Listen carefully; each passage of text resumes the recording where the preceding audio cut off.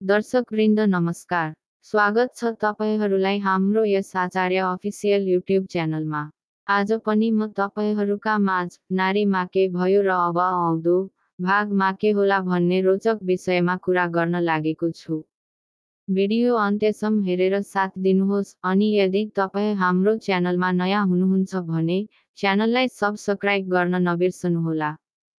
आकाशकी आमाले आकाशलाई फोन गरेर बिरामी भएको बताइन्।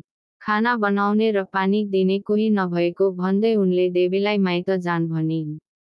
तर विवाह भएको केही दिनमै देवीको जीवनमा यस्तो ग्रहण पर्यो कि त्यो कहिल्यै हट्न सकेको छैन। किनभने उनकी सासू यस्ती परेकी छिन् जसले देवीलाई न बुझिन् न सम्झिन्। आकाशकी आमाले आकाश र देवीको सम्बन्ध तोड्न बारम्बार षड्यन्त्र गर्न थालिन्।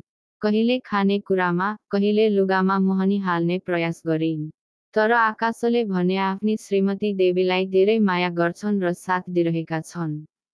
देवी पनि सासू कति कठोर भए पनि आफ्नो घर र पतिप्रतिको माया निभाइरहेकी छिन्। त्यस्तै सीताले सरितालाई घरबाट निकालिदिएपछि गीतालाई फोन गरेर सब कुरा बताइन्। गीता चाहिँ सोचिरहेकी छिन् कि सरिता निकालिएपछि आफ्नै घरमा बस्न आउने छिन्। उता आकाशले पनि सासूको कुरा नमानिकन देवीलाई माइत पुर्याए, जसले आमालाई झन रिस उठायो। अब त आकाशकी आमाले फेरि झाँक्री कहाँ गएर नयाँ योजना बनाइन्।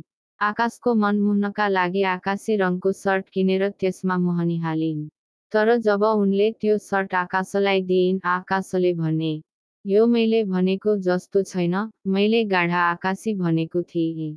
तर आमाले भने, मैले किनिदिएको लगाइदेऊ। आकाशले मुस्कुराउँदै भने, अहिले लगाउँछु, पछि चाहियो भने तपाईलाई माग्छु। दर्शकवृन्द, आकाशकी आमाले यो सबै षड्यन्त्र किन गरिरहेकी छिन् भने देवी र आकाशबाट अझै सन्तान नभएको कारणले उनी आफ्नो छोराको बिहे अर्को युवतीसँग गराउन खोजिरहेकी छिन्। अब आउँदो भागमा के होला त? के सरिता घर फर्किने छिन्? उनका दाइले उनलाई लिएर आउनेछन् कि? र के गौरव थापा सरिता र गीताको षड्यन्त्रबारे थाहा पाउनेछन्? आकाश र देवी बीचको माया निकै गहिरो छ। त्यसैले अब उनीहरू छुट्टिने सम्भावना छैन। आगामी भागमा आकाशले आमाको सबै षड्यन्त्र थाहा पाउनेछन् र देवी पनि माइतबाट फर्केर घर आउने छिन्।